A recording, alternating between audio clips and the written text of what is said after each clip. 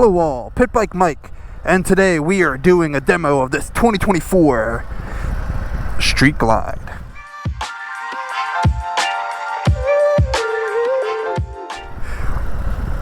So, very interesting thing about this demo, first off, there's fiance, but we aren't in a pack, which is really weird. They just kind of were like, hey, go down, turn around, come back. So, yeah, so we're going to try this thing out. First thing I'll notice, those floorboards, super small. Ugh. Look at that display though. Oh yeah, man, look at me. I'm short. I can barely even get to the kickstand. All right, got traction control, cruise control, all that good stuff, riding modes. And I'll say, I'm just doing a demo. I don't get to have this bike for an extended period of time to get to try out different things to really give you the most in-depth. But I'm just giving you my quick thoughts and opinions on it as I ride. Let's try a different riding mode, sport mode. Alright. First thing I will admit is lean angle, much better than my Heritage. Oh man, this lean angle is so much better.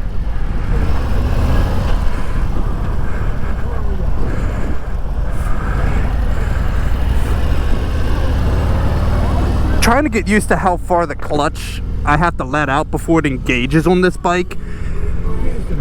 I know they're all a little different, but this one definitely is a little far out for my personal taste.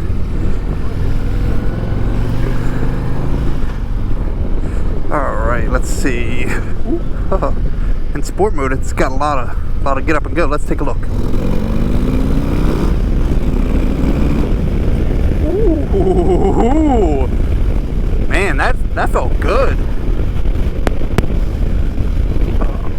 Alright, sorry about all that. It is super windy out here today, so it might interfere with some of the sound of this video, so I'm real sorry if that's the case. But yeah, pretty comfortable ride, good seating position. This big old 117 on here is very smooth.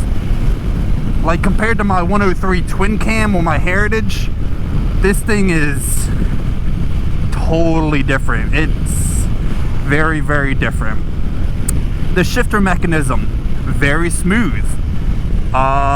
It is not the typical Harley clunk that you're used to with the older Harleys. It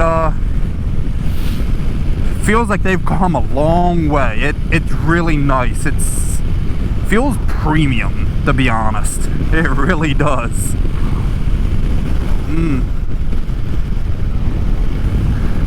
Let's see, what else to note about this bike?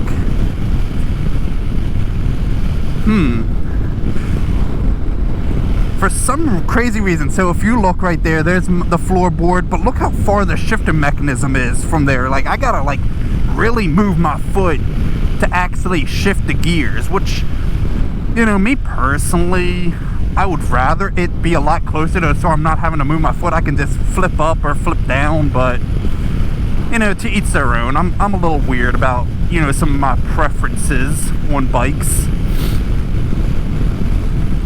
But I gotta say, I love this display. I know I mentioned it already, but it is just, it's all the information you want, and really not a whole lot of, you know, just clutter. It's a very clean looking display, which I'm very happy with. So, interesting thing though, I haven't ridden the Road Glide yet, but compared to when I rode a 2023 Road Glide last year for the a demo day, this Street Glide, I know it's a big contention with a lot of people, but I love the feeling of this so much better than the Road Glide, or the old Road Glide. We'll revisit after I test drive the 2024 Road Glide, but just from what I remember, this has just such a better feel than the other one did.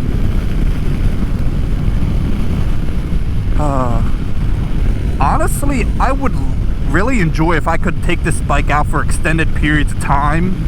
It would really be a cool bike to really just kind of cruise around on. Not gonna lie, I love my Heritage, but this isn't that bad. It isn't that bad at all. And you know what you heard me mention at the very beginning, the lean angle. The lean angle on this thing is so much better than it is on my Heritage, because I'm touching floorboard anytime I even look at a roundabout or turn. But this, oh man, I just feel like I just got so much more capability just to throw it into corners. Let's see, what else of note or of interest? So obviously all these like handlebar cluster, it's a fair bit more complicated than the old school, previous gen. Definitely it'd be smart, you know, to really sit and kind of look at this stuff and learn everything that it does while sitting in a parking lot and not attempting to do it while you're on the road, because that wouldn't really turn out very well. That really wouldn't turn out very well. Man, this has such a, like, the shifter is so smooth. Huh. Not too bad. Alright, let's see how she does going into neutral.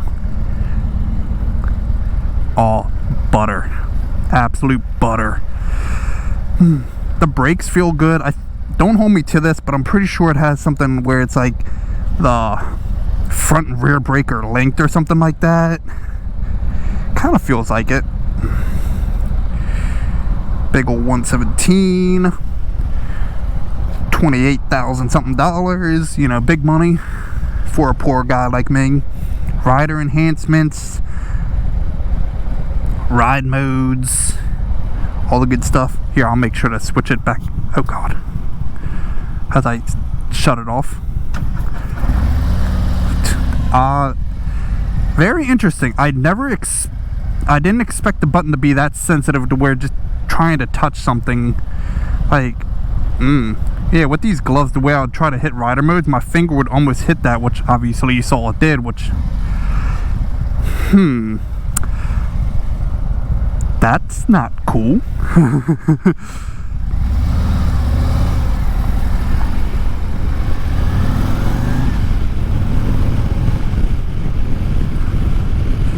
Yeah, I'm not a big fan of that. That is,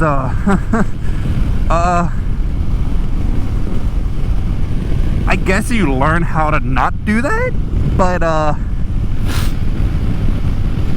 yeah, I wasn't a big fan that I just accidentally shut the bike off while I was trying to switch ride modes. That's, kind of concerning to me, at least. I know, I might be fumbled fingered, or, you know, these weird nubs that are attached to my wrist. Sometimes I don't know how to work them, but I don't know. I wasn't a big fan of that, honestly. That was kind of weird. Kind of weird. Alright, well, we're about to pull back into the dealership, so we'll see what our next ride is going to be. I know there really wasn't a whole lot of interesting, relevant information in this video, but hey, you know, we're out here just trying to ride and get a feel for it. I did want to mention that my 5'9", 69 inches tall, 32-inch inseam, I'm on the tips of my toes with this bike, which I'll admit, not the biggest fan of. You know, because it is a heavy girl, but it is how it is.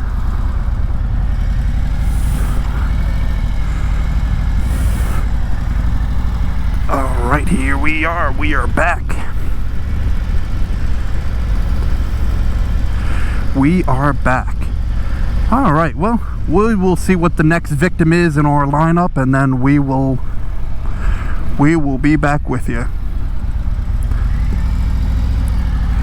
So, yeah, we'll see how this next one goes, but hope you all like, subscribe. Pit Bike is out.